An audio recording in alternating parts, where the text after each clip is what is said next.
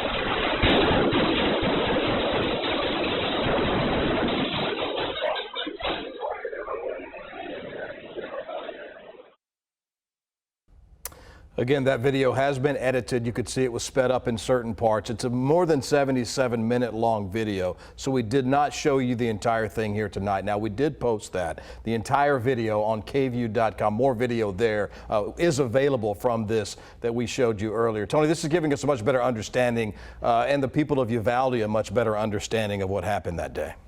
Certainly, we have heard officials, including the head of DPS, describe what happened that day, but it is not until we see this video that really we are able to, with our own eyes and ears, see what has previously been described to us. As we reported several weeks ago, I was able to view this video, but it was not until recently that we were able to obtain it ourselves. A few notes about that. As disturbing as it has been, we did determine that it is important to get this video out in the name of truth and in the name of transparency. We have been asked tonight. We know that state lawmakers, the one particularly heading the House committee investigating this shooting, we know that they have publicly said that they plan to share this video on Sunday. One of the things that we have grappled with was our timing, but I want to be clear with people that once this video was in our possession, we felt as though we have an obligation to that community and to the people of this state to report the information as soon as we have it, and so that is what we have done today. Now the investigation continues. Is that correct, Tony? The investigation does continue. It is being done. There are actually multiple investigations, including the one that is being done by the Texas Department of Public Safety and the Texas Rangers. Together, they're the same agency. But also, in addition to that, the Uvalde District Attorney's Office is doing her own review. We know that federal investigators are also doing a review of everything that happened that day. And this video is just one very large piece of that puzzle. It is, but a very key piece. Very key piece, no doubt. Tony, great work as always. Thank you. Thanks for being here Tony. again tonight. Thank you. And we want to continue our team coverage on this story tonight. Uvalde City Council accepted the resignation of School Police Chief Pete Arredondo from his position now as a member of City Council. KVUE's Mike Marut joins us now here in the studio. And Mike, tonight's meeting got heated after the release of that hallway video today. That's right, Brian and Quita. They accepted the resignation of School District Police Chief Pete Arredondo from his City Council position, but he is still the head of law enforcement for Uvalde CISD. Tonight's meeting was a lot of finger pointing. The mayor said chicken, it was chicken. Yeah. To release that video the way you did it. That part of that video was not supposed to be in what they're doing on Sunday. That was not supposed to be there. They did that for ratings and they did that for money. And that's the only reason they put that out there. We're going to handle that. Tonight's City Council meeting came just hours after the video's release. Many residents and neighbors calling out city leaders for how these past 7 weeks have been handled, including removing the crosses for the victims in Town Square and the memorial honoring those killed in the shooting. Why has everything been removed from the park? I'm talking about the crosses, flowers, candles, stuffed animals, and the Bible verses have been erased. Whose idea was that? It's as though nothing has happened. It looks blah. I mean, I've had people come from out of state to go to pay respects, and they're saying, where do I go? It's as though nothing happened. Throughout the meeting, the city's mayor, Don McLaughlin, said he had not seen the video yet, but then said he had actually seen the first few minutes. And based on that, commended some of the officers for their efforts. I haven't seen the video yet, but I can tell you that one of the officers you called, they got grace in that deal. In that video, he goes back down that hall 3 times trying to get in that room. 3 different times. I have said from day one that every agency that was in that hallway has to be accountable for their actions that day. Everyone. No one will be exempt. That includes local, school, federal, state. Everyone has to explain their actions that day. Everybody has to be accountable. Tonight's resignation of Police Chief Pete Arredondo received a round of applause from the audience. And on Sunday, lawmakers plan to release the video without sound and answer any questions victim families may have, according to Mayor McLaughlin. Brian. Brian Quita. All right, again, Arredondo resigning from City Council, but as of tonight, still the police chief for Uvalde CISD. Mike Marut live in the studio. Mike, thank you. Now we're also hearing from state leaders today who've said they support releasing this video. KVUE's Darrenisha Heron joins us in studio tonight with what the governor, state lawmakers, and DPS are saying about this. Darrenisha? Brian Quita, before I get to Governor Greg Abbott's reaction to the release of the hallway video, I want you to listen to what he said about it right here on KVUE yesterday. As you know, reporters have seen it. Stories have been written about it. There is no law enforcement reason that I can see why that video should not be released. And I'm urging that that video be released to the public. The Texans need to know, but frankly, the people of Uvalde, they deserve to get to know exactly what happened.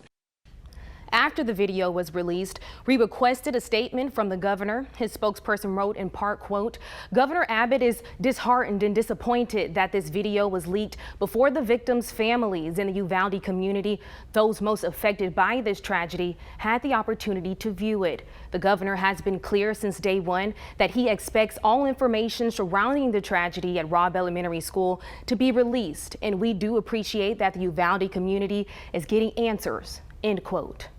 Last Thursday, the chair of the Texas House Committee investigating this shooting asked DPS for permission to release the video. On Friday, DPS sent a letter to the committee chair saying they were in favor of releasing it for the sake of transparency. But a new statement today from DPS Director Stephen McCraw reads, quote, "I am deeply disappointed the video was released before all of the families who were impacted that day and the community of Uvalde had the opportunity to view it as part of Chairman Dustin Burrows' plan," end quote. Chairman Burrows tweeted today that they'll meet with the Uvalde community this coming Sunday to show them the video and the preliminary report about the shooting and the response. We're not sure if we will get that report when they see it or right after they see it, but of course, when we get it, you will too. Brian, Quita. Our Darrenisha Heron live in studio tonight. Thank you, Darrenisha. And we do want to bring senior reporter Tony Plahetsky back in with us tonight. And Tony, as you can see, a lot of leaders very upset about this video's release, but we want to repeat, it has been 7 weeks since that shooting. 7 weeks since that shooting, and while it is not unusual for investigators to take some period of time to review information confidentially before sharing it with victims' families, we do see law enforcement increasingly sharing information with victims' families far sooner than maybe they typically have done in the past. For example, if you look at the trend that has happened here in Austin, for example, with APD, they customarily release information, particularly after a police shooting, to the family and publicly within about 10 days. In this case, though, that has not been the case. Lawmakers, we know, have had this video for basically a month now. They had to sign waivers that they would not release it. But again, a lot of the criticism that we've received tonight, other people are saying as well, well, law enforcement has had ample time to meet with those families in Uvalde, show them this information, and apparently they have not done that not fully done that at least. KVUE's Tony Plahetsky. Tony, again, thanks for being here with us tonight. Great work. Thank you. Great reporting today, as always. Now, we know this investigation is still unfolding. We've talked about that. There's still a lot more to learn. We've posted all of our reporting, with Tony's reporting included, on the website. That, of course, is KVUE.com. And there is also a version that's been translated into Spanish, linked with that story online. Now, at the end of the day, this is about the victims and their families who are all so desperate for transparency. As more details emerge, we'll be sure to bring you any new information we learn so those families and Texans across the state can get closer to answers from this horrific tragedy back in May in Uvalde. We'll be right back.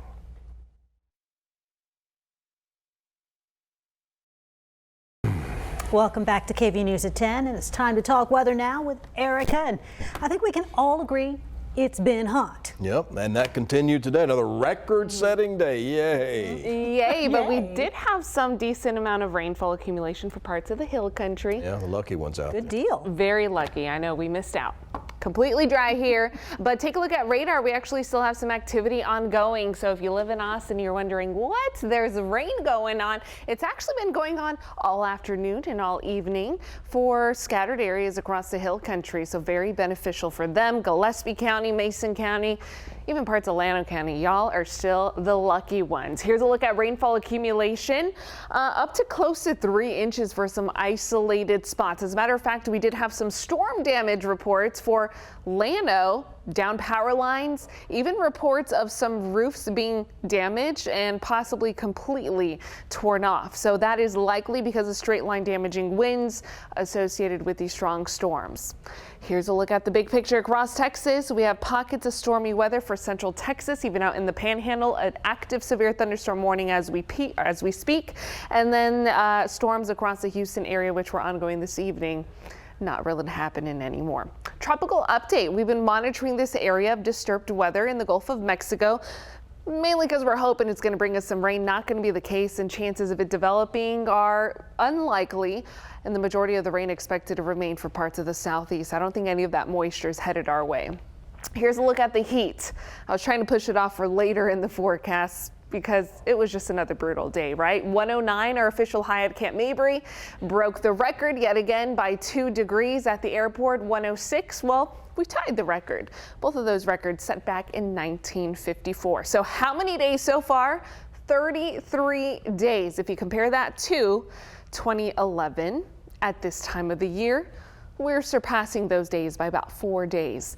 Here's a look at your heat alerts in effect for tomorrow. Now, we have been under excessive heat warnings for the last couple of days. It has been downgraded to a heat advisory, so happy for that. But air temperature is still expected to get to about 106 tomorrow afternoon. Feels like temperatures of up to 109, so still a dangerous day for tomorrow. And as far as where we go for, or where we have been for this entire month so far, almost every single day has been a triple-digit day, except for the first day of July, 97. Every single day has been above average. Rain chances, we're done with them tonight. A 10% chance of a spotty sprinkle, maybe early tomorrow morning. Computer models starting to trend lower and lower for those rain chances. We have a couple more days of a 10 to 20% chance of rain, but most of that rain is non-existent because of an area of high pressure that's suppressing those rain chances. As it shifts a little bit to the west, that's what's going to give us a little relief the next couple of days. Notice after tomorrow, 106, our forecast high, dropping a few degrees. Coolest number on the graphic there for the rest of this week will be 101 on Friday. Rain chances, again, you'll be lucky if you get that 1/10 of an inch in the forecast. We have temperatures that will continue to show triple digits for the rest of the week. We'll be back coming up after the break.